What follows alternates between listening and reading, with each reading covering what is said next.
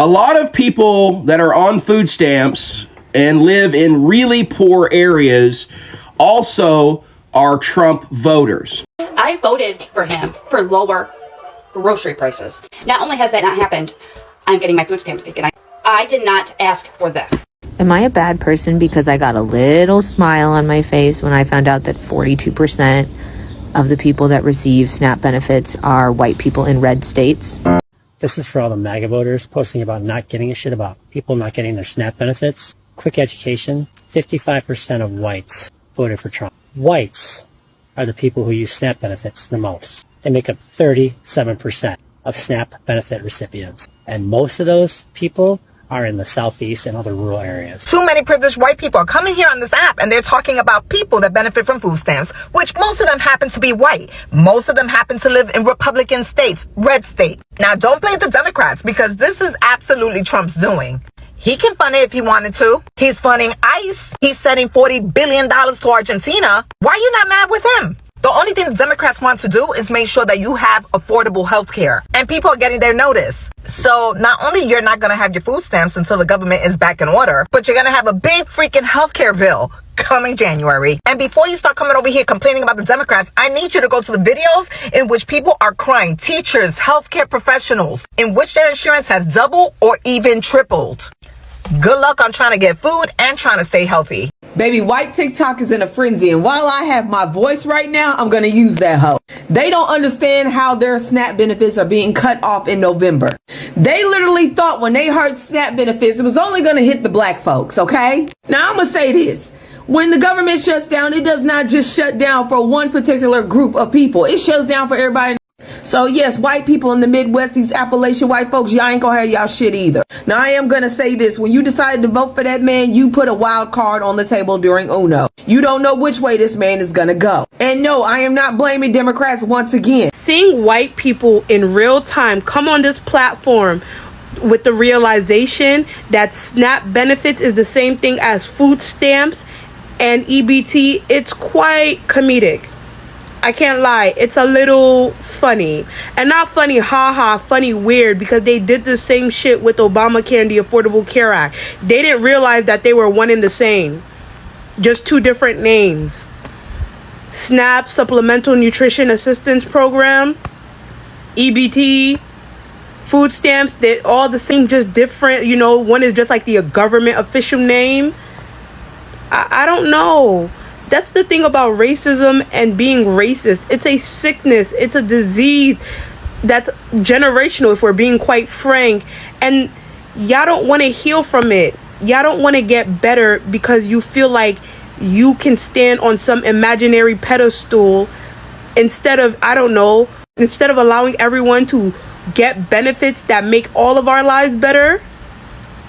You will cut off your nose to spite your face. You will shoot yourself in the foot in the name of making things difficult for a demographic that you just don't like, for something that they can't change, their skin. But then you don't realize you're hurting yourself too. And a lot of these politicians, the only color they care about is green. Money is their god. Money is who they serve. Absolutely love your comment. Okay, love it. You are correct with 1 to 2%. Okay, you are very, very close. I'm sure you did your fact checking, but you brought up something very important about race, and it does need to be talked about because you are correct.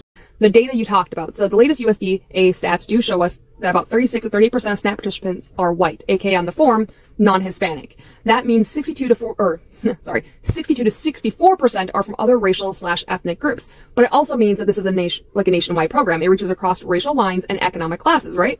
So if someone were to tell you SNAP is only for minorities, that's definitely false. It's for low-income people of all races. I will get into why I just stated that here shortly. But let's get into the racial data and why it actually does matter and why your comment matters so much right now. So authoritarian governments have historically used divide and conquer, telling one group, you pay, they're taking it, or they're different than you. If people believe it's just for them over there and not for themselves, they may accept cuts actually when their own community is targeted next. The fact that a significant portion of recipients are white means any rollback is still everyone's problem, not just one racial group. So many racist white people are okay with SNAP benefits being removed from everybody in the United States of America, and they sit here and act like they're not the largest recipients of SNAP benefits in this country. Hello Hello guys, and welcome to the Joy Report, where we get an outsider's view with an insider's clarity. Let's talk about something that's got a lot of people, especially white folks, really mad right now. You ever notice how some people love to talk trash about lazy welfare users or people living off food stamps? Well, guess what? Turns out the group using SNAP the most is white Americans. Yeah, not who a lot of people expected, right? And now that the TIS administration's new cuts to food benefits are set to kick in on November 1st, suddenly, those same people who used to say get a job are realizing the government's about to come for their grocery money. You can't make this stuff up. Before we proceed, all credit goes to the creators of these videos. Let's watch a few more clips and I'll be back with more commentary. People frequently claim that immigrants and poor black families are living off the system. They're on welfare. They're mooching. But here is the truth. The majority of people on public assistance in the United States of America are white. In America, there is a misconception about who is on welfare. Now, let me just say this. There is no one program in the United States that constitutes welfare.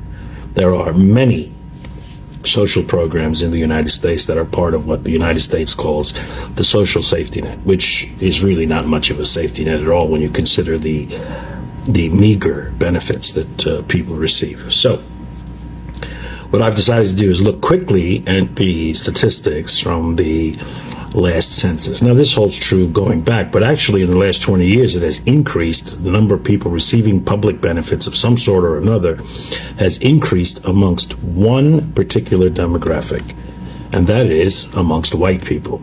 20 years ago, 61% of all the people receiving public benefits of some kind in the United States were white people. Today, 76.2% of all the people receiving some form of public benefit were white people. Finally, you get to see the true America. The stipulation has always been that black people are lazy, that black people are on welfare. Well, guess what? A lot of poor white people in the red states are now crying that they're not getting the EBT money from the EBT cards. Why? Because they are on welfare. They have 7 and 8 kids. Now the truth is coming out since Trump has slashed funding for the EBT and the SNAP programs. You see how many white people now are on welfare. So all this mythical stuff about black people being on welfare, oh, it's the blacks, it's the blacks, it's the blacks. Now you're seeing the real America, that it's not only black people on welfare, that there are a lot of white people on welfare also.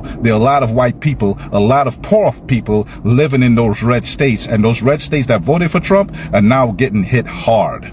SNAP is the country's biggest food aid program. It's meant to help low-income families afford groceries, and about 40 million Americans rely on it every single month. For years, we've been told the stereotype that food stamps are a black issue, like only black and brown people are using them, but the actual numbers say otherwise. According to the USDA, around 35% of SNAP users are white, while only about 26% are black, 16% are Hispanic, and 4% are Asian. So in raw numbers, white Americans make up the biggest group depending on food stamps. That's just the math, not politics, not feelings. And when that truth hit the internet, oh, people are furious. So here's the thing. America has always had a messed up relationship with poverty. Being broke isn't just hard, it's seen as shameful. And the way politicians sold that shame for decades was by racializing it. They made welfare sound like something only minorities used, while plenty of white working class families were quietly sweeping EBT cards right along with everyone else. That's not an insult, that's reality. But it means a lot of white Americans grew up thinking, I'm not one of those people. Now they're finding out they've been part of those people the whole time, and it's messing with their heads. And to make it worse, just as that realization sets in, here comes the TIS government cutting SNAP benefits starting November 1st. The new policy, buried in the so-called One Big Beautiful Bill Act, adds stricter work requirements and limits who can qualify. If you're an able-bodied adult between 18 and 64 without kids, you've got to prove you're working or doing job training at least 80 hours a month, or you lose your benefits. States used to have some flexibility to waive those rules in high unemployment areas, but that's getting stripped away too. Combine that with Washington's latest budget standoff, and the USDA is already warning some benefits might be delayed or slashed come November. And who's going to feel it hardest? Not just inner cities, but rural, white, working class America. Now, that's where the FAFO part comes in. For years, a lot of these same communities supported politicians who promised to cut welfare, thinking it wouldn't affect them. They voted for tough talk about entitlement reform, assuming that meant cutting programs for other people. But when the cuts start hitting their own counties, their own parents, and their own kids' school lunches, suddenly it's not so funny anymore. They're realizing that welfare reform isn't a slogan, it's a meal missing from your table.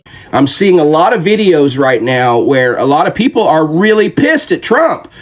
They weren't mad at him when they got to see other people lose stuff, but now that it affects them. And here's the irony. Many white families using SNAP live in conservative, Republican voting states, places like Kentucky, West Virginia, and Tennessee, where dependence on government aid is actually higher than in a lot of blue states. But that's not something you'll hear at the campaign rallies. Politicians love to talk about lazy people abusing the system until you realize most of those lazy people they're talking about look exactly like the folks cheering them on. Now let's be real. This isn't just about race. It's about class. It's about the fact that millions of Americans of every color are working hard and still can't afford groceries. Wages haven't kept up. Rent is through the roof and food prices are ridiculous. SNAP isn't a handout. It's a survival tool. And it's not just for the poor. It's for working families who've been squeezed to the point that they can't make it from paycheck to paycheck without help. But when you cut that help in the middle of inflation, what you're really saying is, good luck starving quietly. What's really wild is the emotional reaction. A lot of white SNAP users online are shocked, and a few are flat out denying the data. But you can only ignore reality for so long. The system isn't broken because of who uses it. It's broken because Americans have been lied to about who it's for. The whole welfare queen myth, the idea that food stamps are only for minorities, that was propaganda. And now, the truth's coming back around to bite. Meanwhile, food banks in rural America are bracing for chaos. If the federal cuts hits in November, they're expecting a wave of new demand from families who've never asked for help before. These are people who've always prided themselves on doing it themselves, who now have to face the fact that the safety net they once ignored is the only thing keeping them afloat. And that's the part that stings the most. But maybe, just maybe, this moment can wake people up. Poverty doesn't care what color you are. Hunger doesn't care who you voted for. And when a government that claims to fight for the working class turns around and slashes their grocery money, maybe that's the moment when folks realize the problem isn't who's getting help. The problem is why so many people need it in the first place. So yeah, white Americans are furious, but they're not just mad at the government. They're mad at the mirror. They're realizing they were never separate from the system they looked down on. They were part of it all along. And now that the safety net's getting yanked, it's not about them anymore. It's about you. If you are naive enough to think that the pause to SNAP benefits on November 1st isn't going to affect you because you don't receive food stamps, I want you to hear this. About 1 in 8 Americans receive SNAP benefits. In fact, in Oklahoma, where I live, that's 1 in 6 people. So about 600,000 people in my state alone, Oklahoma, receive SNAP benefits. So what do you all think? Are you surprised to learn that white Americans make up the largest share of SNAP users? And how do you think cutting benefits like this will impact rural and working class communities? Let me know your thoughts down in the comment section. I would love to keep this discussion going. Otherwise, that's it from me. I also have another video specifically tailored for you. And if you enjoy such kind of content, please click up here and enjoy. Also, I will implore you to join my community and I would really appreciate it. Lastly, consider subscribing, liking and sharing because it helps me grow my channel and helps YouTube recommend this video to a wider audience. But for now, thank you so much for watching. Until the next time, the Joy Report out.